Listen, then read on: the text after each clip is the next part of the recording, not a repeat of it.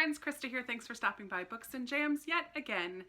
I'm very excited to say that I'm going to be participating in the Stay Home Reading Rush, which happens April 16th through the 19th. Ariel and Raylene, who host the Reading Rush in the summer every year, decided to throw this impromptu little readathon because we all have to stay home, and to encourage people to have some fun while they're staying home and to still stay connected, they're hosting this Stay Home Reading Rush. Ariel created this little tag, so I'm gonna do this tag. There are, I think, 6 or 7 questions, and then at the end I will share my TBR for the readathon. The first question is, how is your reading while staying at home? How's it been going?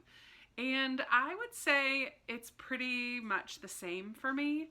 I don't feel like I've read any more or any less, but there have been definite times where I am having a hard time reading and I would just rather watch TV. So I've started this season of Survivor and got caught up to present. I started this season of The Voice, got caught up to present. I've been doing a lot of kind of mini binges of shows, but also I have been still reading. I did read 22 books in March, which is a little more than my average month, but it was also middle grade March, and so a number of the books I read in March were middle grade. So I'd say it's like in numbers, it's probably about the same. However, here we are almost the middle of April and I've only completed 3 books, which is a little less than normal. So there are days that are good and days that are bad, and that's okay. The next question is, where have you been reading while at home? And I normally read in this room in a little reading chair that I have, but because of my back problems in the month of March, I thought I would try sitting somewhere different. So I've been in my living room on the couch for the majority of the time.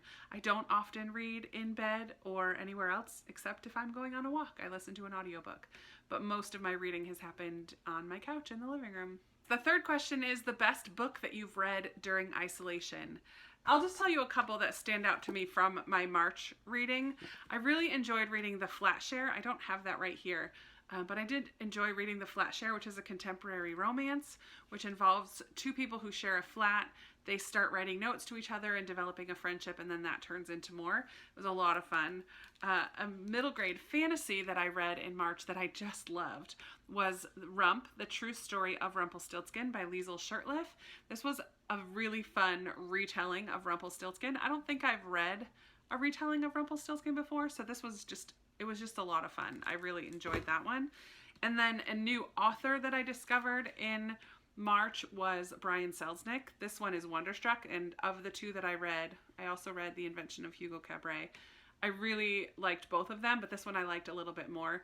It's a humongous book, but like I've said before, so much of it is in pictures, and then there's prose mixed in. So I do have one more of his books out from the library, and that will be read before I have to take all those books back someday when the library's open again. The next question is, what is your favorite feel-good book?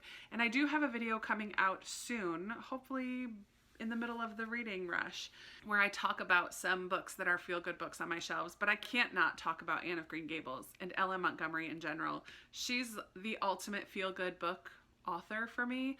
I just find myself smiling while I read her books because of the charming way that she writes, and because of her characters, and Anne in particular, who's just one of my faves, one of my all-time faves.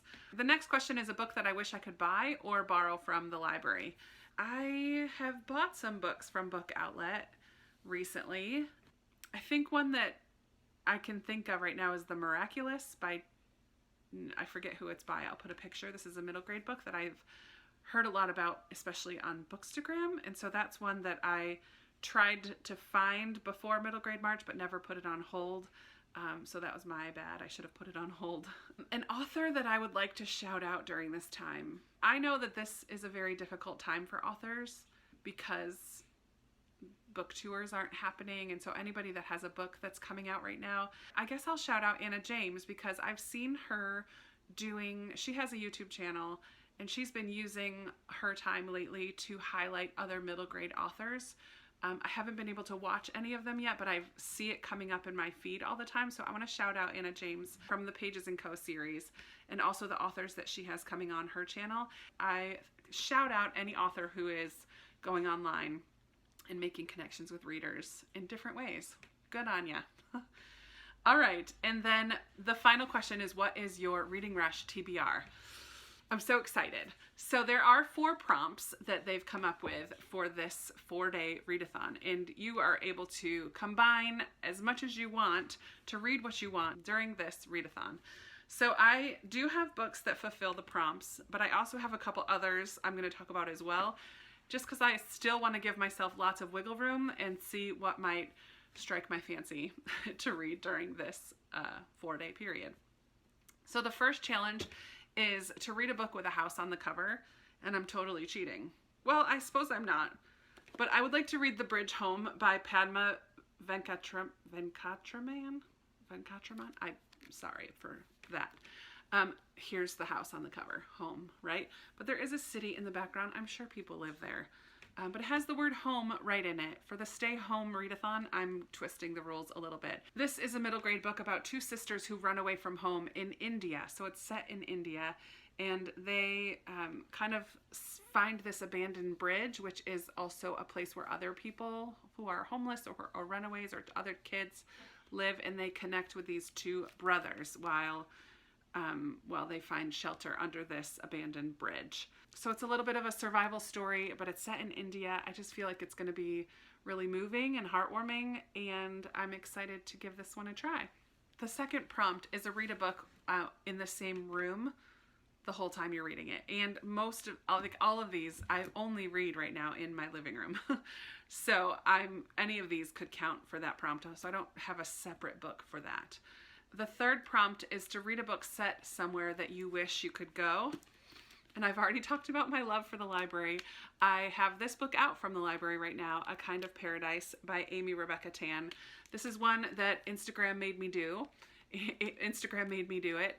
I saw this all over Instagram with a bunch of people that I follow, and it's set in a library almost the whole entire time. I don't know anything about the plot of it, what's going to happen, but I definitely miss going to the library, and so reading a book that's set in a library just seems perfect for this prompt. The fourth and final prompt is to read a book that will make you smile, and I'm really excited to finally pick up the second book in the Penderwicks series. This is The Penderwicks of Gardam Street by Jean Birdsall. I read the first Penderwicks book last year during middle grade March, and sadly, because I was aiming for a book a day, I feel like it kind of got lost in the shuffle as far as enjoying it, because I did really enjoy it, but it didn't really stand out to me. But I do remember really liking it, and I do remember that it had that charming, like, family, kind of reminds me of how I feel when I'm reading the Vanderbeekers as well. This set of siblings, all sisters, I believe, in this family, I don't exactly remember, who get up to all kinds of antics and all have their distinct personalities, but a lot of love for each other and adventures. And I do remember really enjoying the first one, and I just know that this one is going to make me smile, and it's going to be a feel-good, heartwarming read. So I'm really excited to get to this one, which is also a library book. So I'm making my way through all of these library books that I brought home for middle grade March and can't yet return. Then I have 2 books that I am in the middle of that I'm reading for April. These are 2 of the ones that were on my very small April TBR. I have A Place for Us by Fatima Farheen Mirza. I talked about this quite a bit in my weekend vlog a couple days ago. I'm just over halfway through this one. I will probably pick it up once or twice for like a little 15-minute sesh on this one. As well as Through the Two Towers. I am not halfway. I'm only a quarter of the way through, but I would like to continue reading through this, even though I have until the end of May to fully finish it. But I'm going to continue slowly making my way through this one, the second book in the Lord of the Rings. And then I will be picking up before the end of the weekend the final book in the Mistborn series, The Hero of Ages by Brandon Sanderson. So I'm not sure how far I'll get into this one, but I am buddy reading this with Emily from Burrowing Into Books on Instagram. Both of us are on this final book, and I've been putting it off for quite a long time, and I think she has as well. So my goal is to read some spoilery summaries of the first 2 books because I'm not going back to reread them, even though it's been over a year since I've read them.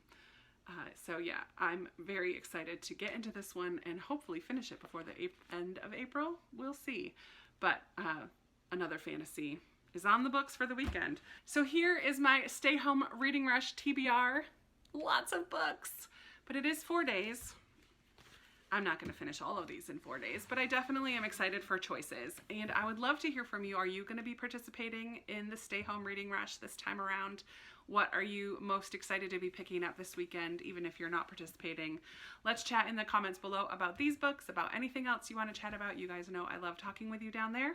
Stay healthy, stay home if you can, and I will be talking to you in another video very soon. Bye!